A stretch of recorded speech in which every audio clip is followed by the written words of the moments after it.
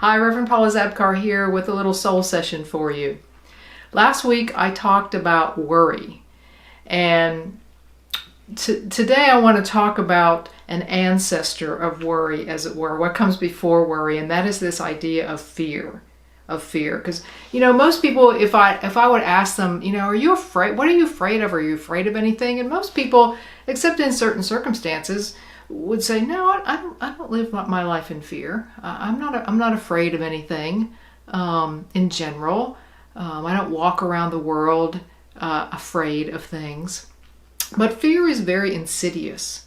It is very stealthy. It hides in us, and it hides in us in ways that we don't call it fear. I like to say it's incognito. It's incognito because fear manifests itself in anger, for instance. If I am angry, the basis of that is fear. When we judge other people, the basis of that is fear. That is fear incognito. It is the way fear manifests in the outer world because we're holding it inside, something we're afraid of. When we expect everyone to agree with us, and when we judge them when they don't, when we dismiss what they think because if it doesn't line up with our vision of the world, then we dismiss that out of hand. And that comes out of fear. That comes out of fear. It doesn't align with us. It's really, fear is what happens in us, or what is in us, when we make others wrong, when we call them names, when we blame them, when we're outwardly judgmental in that way. That comes from fear. And another way to identify fear incognito is with the idea of resistance. When we resist what is, when it all comes down to fear. We're afraid of something. So the question really that I have is, what is it in you that is so fearful? What is it in me that is so fearful when I'm angry, or when I judge, or when I dismiss others' opinion? What is that in me? That's the question.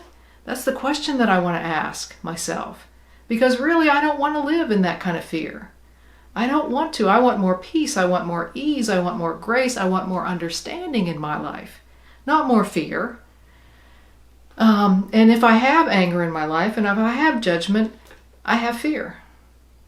It's insidious. It's stealthy. It comes out incognito.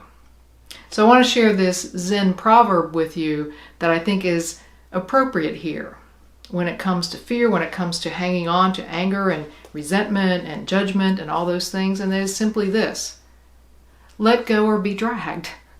Let go or be dragged.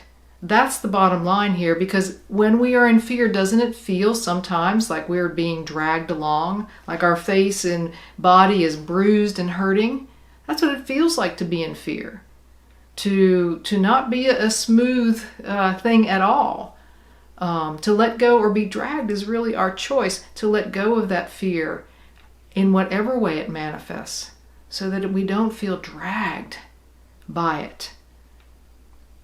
That's the message for today, really, is to make a conscious choice, to let go of fear, to recognize it in its many manifestations, including worry, by the way, is fear. And so our choice: let go or be dragged. That's it. Amen.